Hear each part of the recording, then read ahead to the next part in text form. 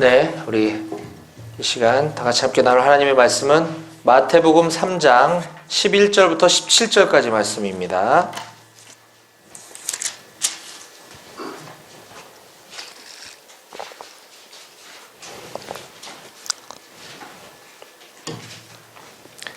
마태복음 3장 11절부터 17절까지 말씀은 우리가 가진 신약성경 3페이지에 나와 있습니다. 신약성경 3페이지.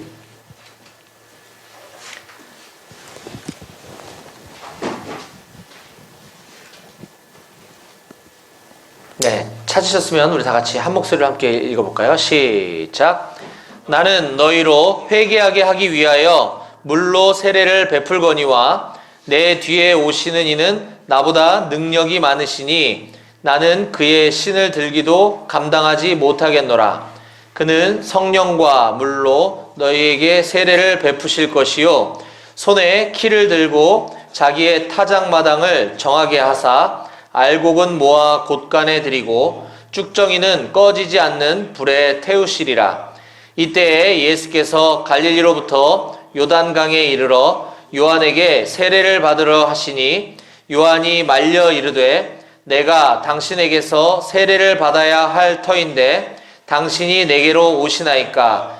예수께서 대답하여 이르시되 이제 허락하라. 우리가 이와 같이 하여 모든 의를 이루는 것이 합당하니라 하시니 이에 요한이 허락하는지라.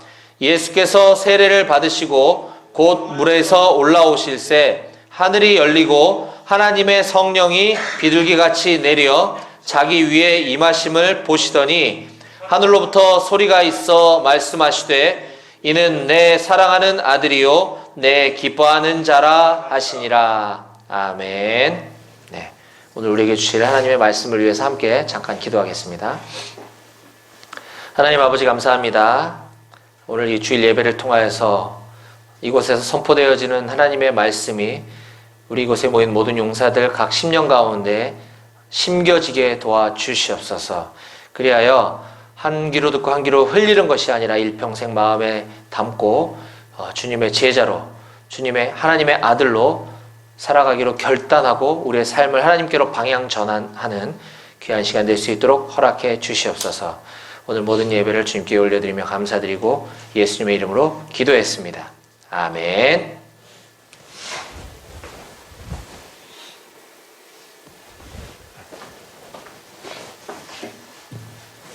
네, 오늘 창윤이 나왔네, 오랜만에.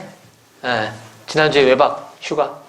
네, 우리 세례식 이후에 오늘 오랜만에 만난 것 같아요. 네, 너무 반갑습니다.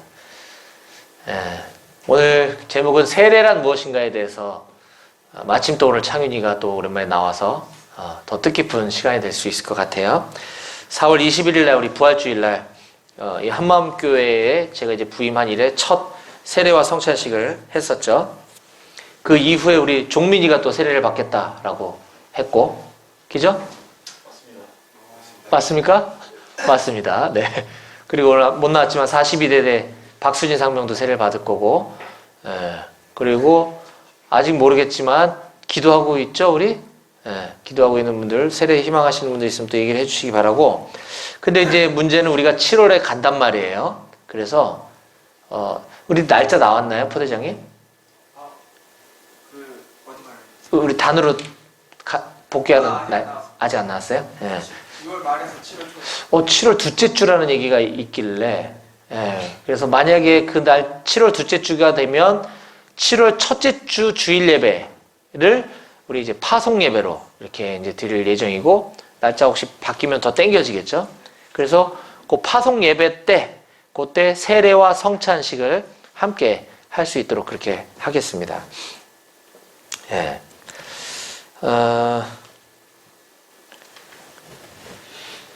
그렇게 되면 세례식을 하게 되면 만약에 7월 첫째 주에 세례식을 한다 가정하고 그러면 세례 전에 우리가 세례 교육을 해야 되기 때문에 종민이는 6월 달에 혹시 휴가나 외박 나갈 계획 있나? 6월에 휴가 있습니다. 언제? 8일부터 14일. 8일부터 14일. 주말 하루. 주말 하루. 갔다 와서 그러면 갔다 와서 해야 되겠다.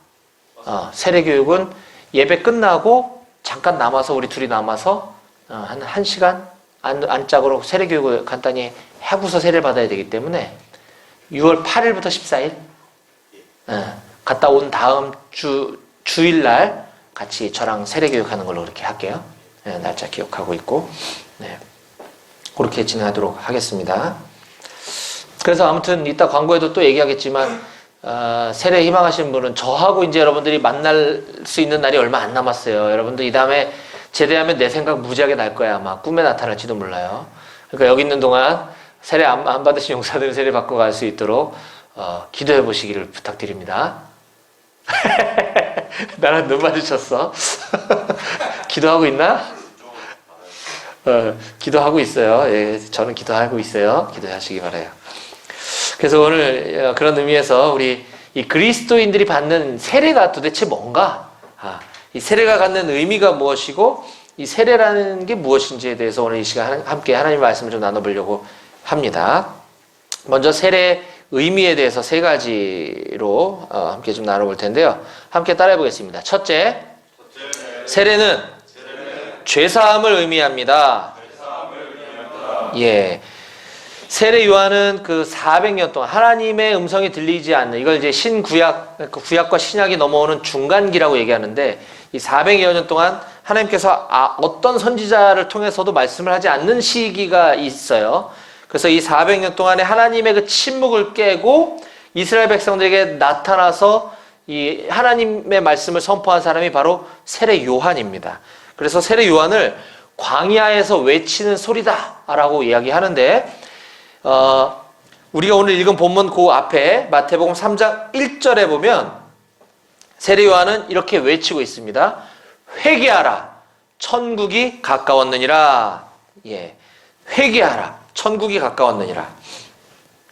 이 세례 요한의 음성을 듣고 사람들은 요한에게 와서 죄를 회개하고 그 요단강에서 세례를 받게 됩니다.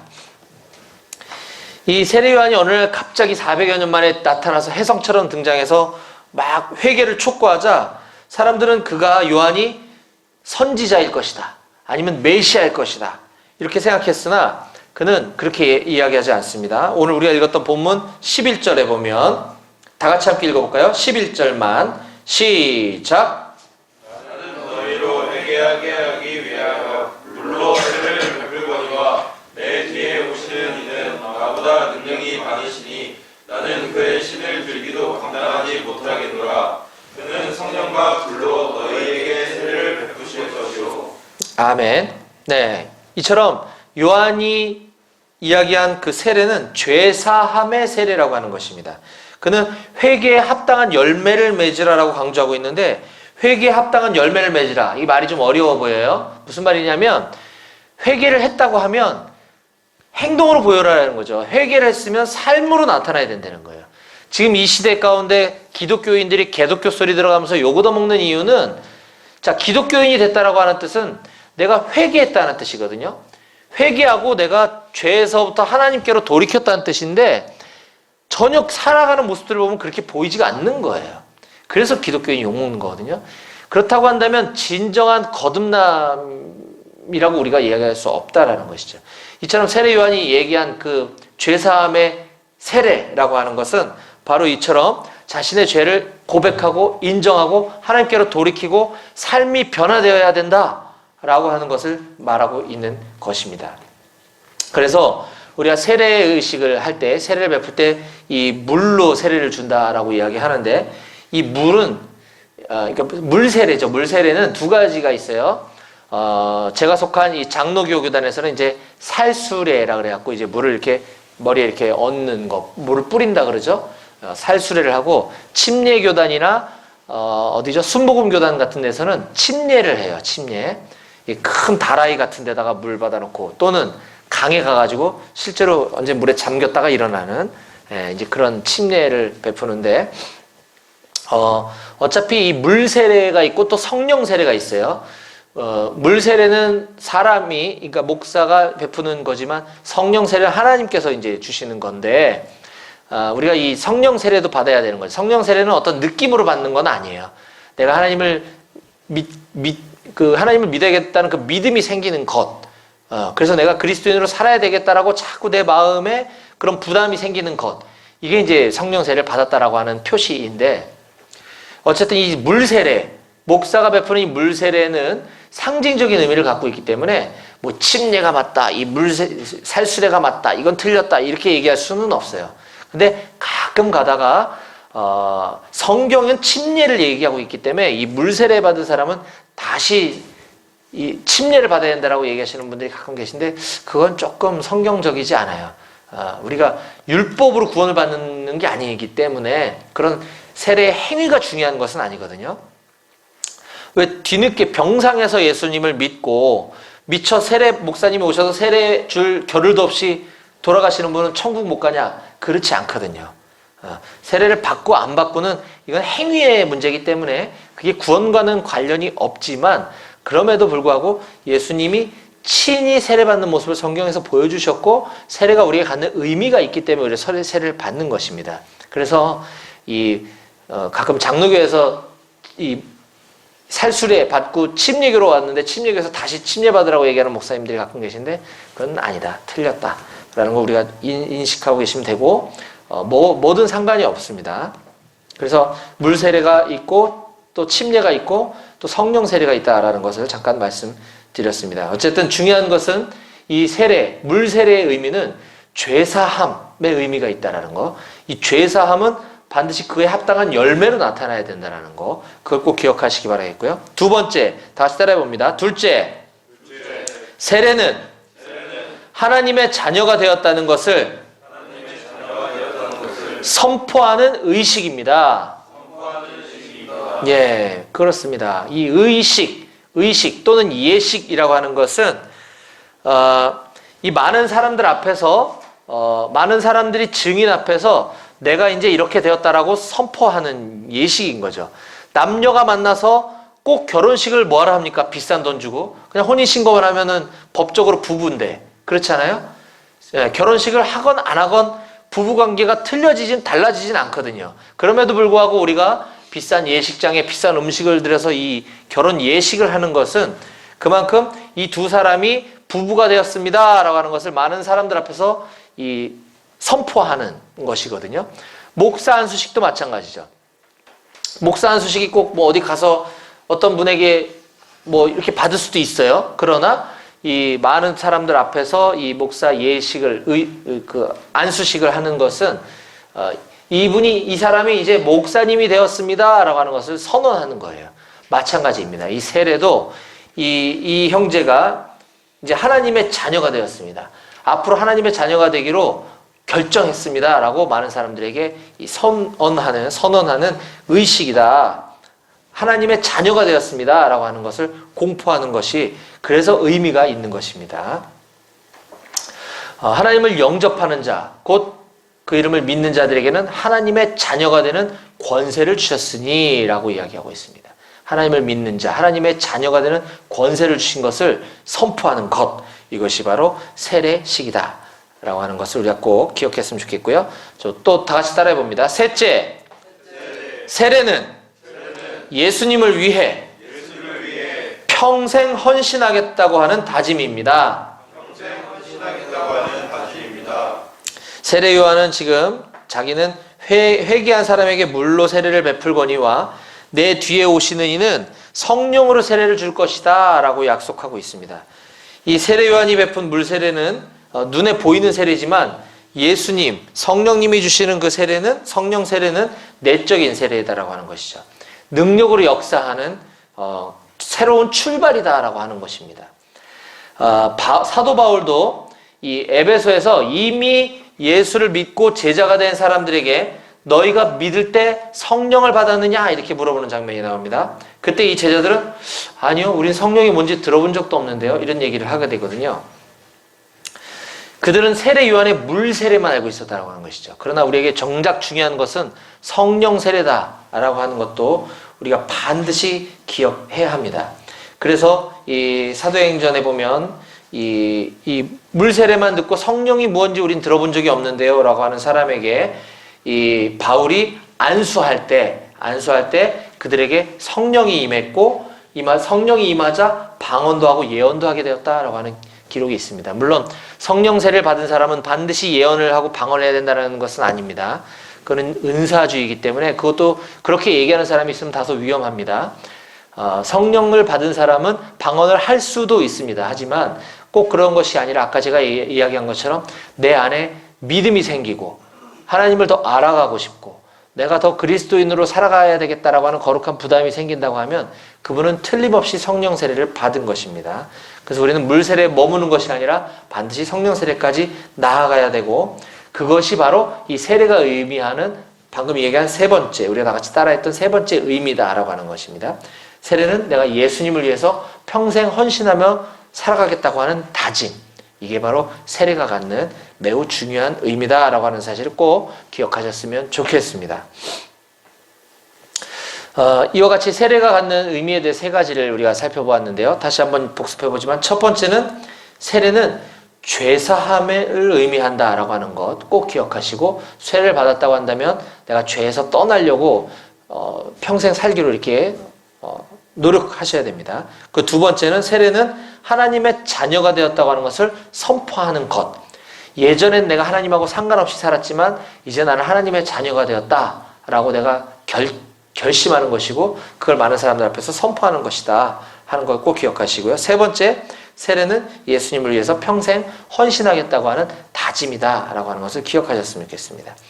그래서 우리 오늘 본문 3장 13절 이후 17절까지 보게 되면 예수님이 친히 요단강에 찾아오셔서 요한에게 세례를 받으시는 장면이 기록되어 있습니다. 예수님은 그의 공생애를 시작하시기 전에 먼저 요한에게 오셔서 물 세례를 받으셨습니다.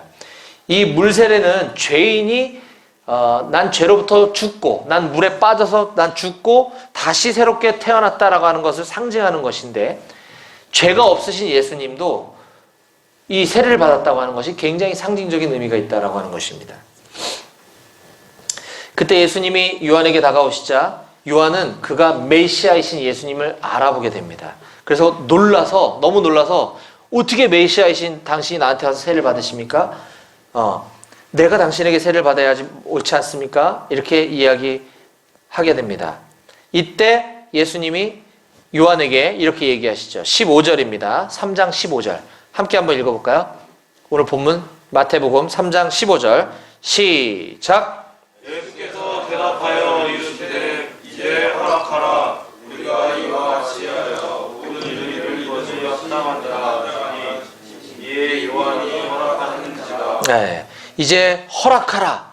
우리가 이와 같이 하여 네가 나에게 세례를 주어서 모든 의를 이루는 것이 합당하다 이렇게 이야기하고 계십니다. 예수님은 신성을 가지신 하나님이십니다. 예수님은 신성을 가지신 하나님이시죠. 근데 하나님이 굳이 세례를 받을 필요가 없음에도 불구하고 물세례를 받으신 것은 인간으로 오셨기 때문에 하나님이시지만 또한 인간이시기 때문에 그 우리 인간의 모습을 완벽하게 구현해 주시고자 세례를 받으셨던 것입니다. 그래서 예수님이 요단강에서 요한에게 세례를 받으신 것은 하나님으로서 세례를 받은 것이 아니라 인간 예수로서 세례를 받았다라고 하는 사실인 것이죠. 예수님께서는 요한에게 세례를 받으면서 이제 허락하라. 내가 너에게 세례를 받으러 왔는데 네가 허락해라. 나한테 세례를 줘라. 이렇게 해서 우리가 모든 의를 이루는 것이 옳다, 합당하다. 이렇게 지금 말씀하고 계십니다. 이 세례는 죄와 욕심에 대해서는 죽고 하나님의 말씀에 대해서는 살겠다라고 하는 것으로서 하나님 앞에서 그 행하는 언약의 예식입니다. 예수님이 세례 예식을 통해서 우리에게 죄와 욕심에 대해서 죽고 하나님의 말씀에 대해서 사는 새로운 사람이 되라라고 하는 말씀을 가르쳐 주시기 위해서 친히 세례를 받으신 것입니다. 자신의 방식과 자신의 뜻대로 자신의 생각대로 살면서 자신의 의를 쫓아 사는 것이 아니라 이제 하나님의 방식과 하나님의 뜻대로 행하면서 하나님의 의를 이루기 위해서 사는 것, 하나님의 뜻을 이루기 위해서 사는 것, 그것이 예수님이 세례를 받으신 것이 우리에게 가르쳐 주시기 위한 의미다라고 하는 사실을 우리가 좀 기억했으면 좋겠습니다. 유대인들은 하나님의 율법을 우리가 아는 것처럼 매우 중요하게 여기며 살았습니다. 하나님의 율법. 그래서 구약 성경의 말씀을 지킬 뿐만 아니라 그걸 지키기 위한 수많은 한 600가지나 되는 조항들을 만들어서 그 율법을 지키려고 살려고 얼마나 노력했는지를 우리가 알 수 있습니다. 그런데 그 율법을 통해서는 구원받을 수 없다라고 하는 가르침을 우리가 이미 들어서 알고 있죠. 율법은 우리를 구원으로 인도하지 못합니다. 왜 그러냐 하면 로마서 10장 1절부터 3절 이거 한번 찾아볼게요. 로마서 10장 1절부터 3절 말씀에서 우리에게 풀어서 설명을 해주고 있습니다. 로마서 10장 1절부터 3절. 유대인들이 그토록 하나님에 대한 열심이 있고 율법을 만들어서 그걸 지켜서 구원을 얻으려고 무지하게 애를 썼지만 그것이 구원을 얻는 방법이 아니다라고 우리에게 가르쳐주고 있습니다. 로마서 10장 1절부터 3절입니다. 네. 로마서 10장 1절부터 3절은 우리가 가진 신약 성경 화면에 띄웠습니다. 네, 252페이지에 나옵니다. 252페이지. 네네, 화면에도 있네요. 다 같이 한 목소리로 한번 읽어볼까요? 시작! 형제들아, 내 마음에 원하는 바와 하나님께 구하는 바는 이스라엘을 위함이니 곧 그들로 구원을 받게 합니다. 내가 질문하노니 그들이 하나님께 열심히 있으나 올바른 지식을 따른 것이 아니니라. 하나님의 의를 모르고 자기 일을 세우려고 힘써 하나님의 의에 복종하지 아니하였느니라. 아멘. 네. 그들이 하나님께 열심히 있으나 올바른 지식을 따른 것이 아니다 라고 얘기하고 있죠. 하나님의 의를 모르고 자기 의를 세우려고 힘써 하나님의 의에 복종하지 아니하였느니라. 뭔가를 열심히 해서 내가 구원을 얻겠다라고 하는 것, 이것은 하나님의 의, 하나님의 뜻이 아니라고 하는 거죠. 그건 나의 의, 나의 의를 세우려고 노력하는 것. 우리는 이렇게 생각할 수 있어요. 종교의 행위를 그렇게 열심히 하는 게 뭐가 잘못이냐. 좋은 뜻으로 한 거 아닙니까? 그러나 그거는 나의 의를 이루는 것이다. 하나님이 원하는 건 그게 아닌데, 그거죠. 이 사람은 나를 사랑하지도 않는데 나는 사랑한다고 우기는 거예요. 그건 틀렸다는 거죠. 이 사람이 원하는 사랑을 내가 표현해줘야 서로 간의 사랑이 통하는 것이지, 이 사람이 원하는 사랑은 그게 아닌데 나 혼자 막 열심을 내는 것, 그건 굉장히 피하고 싶은 거죠. 네. 그런 것은 나의 의를 이루는 것이다. 잘못됐다라고 하는 것이죠. 그래서 예수님께서는 우리에게 이런 교훈을 주십니다. 나더러 주여 주여 하는 자마다 다 천국에 들어올 수 없다. 이거는 비단 유대인들에게만 해당되는 말씀이 아닙니다. 율법을 통해서 구원을 얻으려고 그렇게 노력했던 유대인들만 해당되는 것이 아니라 우리들도 마찬가지라고 하는 것이죠. 우리가 정말 내가 얼마나 열심히 신앙생활했는지 주님 아시지 않습니까? 마태복음 7장 21절 23절에서 예수님이 우리에게 이런 무서운 말씀을 하셔요. 마태복음 7장 21절에서 23절입니다. 예, 성경을 한번 찾으실 수 있으면 찾아주시고, 예, 화면도 참고해 주시고, 예, 가급적 저는 여러분들이 군생활하는 동안 성경을 많이 찾는 것들을 좀 익숙해지기를 바라요.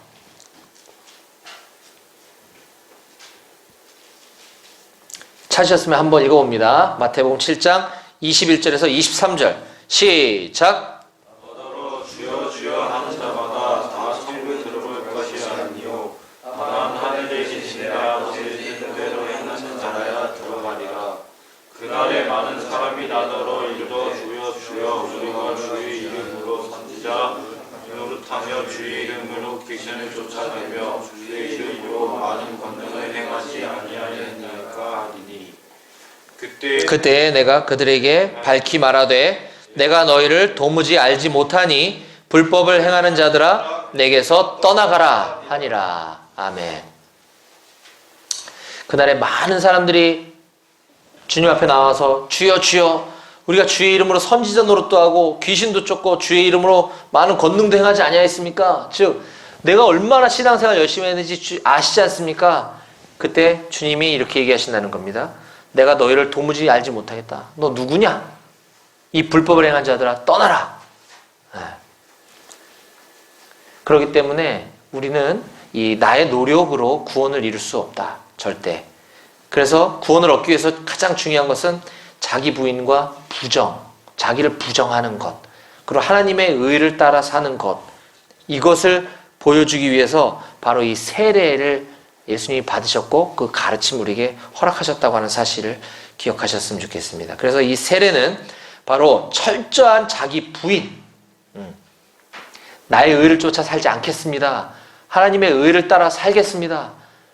나의 열심으로 살지 않고 이제 옛 자아는 죽었습니다. 나는 예수님과 함께 다시 살아났습니다. 라고 하는 것을 보여주는 것입니다. 로마서 6장 11절에 이와 같이 너희도 너희 자신을 죄에 대하여는 죽은 자요 그리스도 예수 안에서 하나님께 대하여는 살아있는 자로 여길지어다 라고 우리에게 말씀해주고 계십니다. 이제 모든 말씀을 마치려고 합니다. 하나님의 아들이신 예수님도 친히 이 땅에 오셔서 세례를 받으셨습니다. 예수님은 예수님이 세례받는 그것을 내가 하나님의 의를 이루기 위함이다 라고 말씀해 주셨습니다. 이처럼 세례의 의미는 하나님의 의를 이루는 것이다 라고 하는 것입니다. 세례는 하나님의 의를 이루는 것이다. 좀 어렵지만 나의 의를 드러내려고 하는 것이 아니라 하나님의 의를 드러내려고 하는 것, 이게 가장 중요한 것이다. 그걸 표시해 주는 것이 예수님이 받으셨던 그 세례다. 그 하나님의 의를 드러내는 것, 이것이 바로 구원을 이루기 위해서 상당히 중요한 것이다라고 하는 것입니다. 우리가 평생 예수를 믿어도 우리가 열심히 교회를 다니고 제대한 후에 내가 교회 생활을 아무리 열심히 한다고 하더라도 나의 의로다가 내가 교회를 다니고 나의 의로 신앙생활을 하는 것은 위험할 수 있다라고 하는 사실을 꼭 명심하셨으면 좋겠습니다. 항상 모든 일에 목적과 중심이 예수님이 돼야 된다. 주님이 되셔야 되고 하나님이 되셔야 된다. 이 사실을 꼭 명심하는 저와 여러분들이 되었으면 좋겠습니다. 그래서 진정한 세례, 나 이미 세례 받았는데 이게 아니라 우리가 그 세례의 의미를 일평생 마음에 간직하고 아직까지 난 세례 받았지만 나 성령 세례 받았는지 내가 잘 모르겠다라고 하는 분은 그거를 사모하시기 바랍니다. 다시 한번 강조하지만 성령 세례는 어떤 느낌을 얘기하는 것이 아닙니다. 어떤 현상, 내가 방언을 하고 막 이런 것들이 성령 세례가 아닙니다. 진정한 세례는 나에게 그 뜨거운 믿음, 하나님을 향한 그 열정, 이런 것이 생기는 것, 이것을 사모하는 저와 여러분들이 되셨으면 좋겠습니다. 그래서 죄에 대하여는 죽고 의에 대해서는 사는 여러분들이 되시기를 축복합니다. 자신의 의를 이루려고 살아가는 것이 아니라 하나님의 의를 이루기 위해서 일평생 노력하는 우리 모두 용사들 되시겠으면 좋겠습니다. 그래서 이 땅에 살면서도 천국을 살아가고 항상 기뻐하고 늘 감사하며 구원의 감격을 누릴 수 있는 모든 우리 112대대 용사들 다 되실 수 있기를 주님의 이름으로 축원합니다. 아멘. 아멘. 기도하시겠습니다.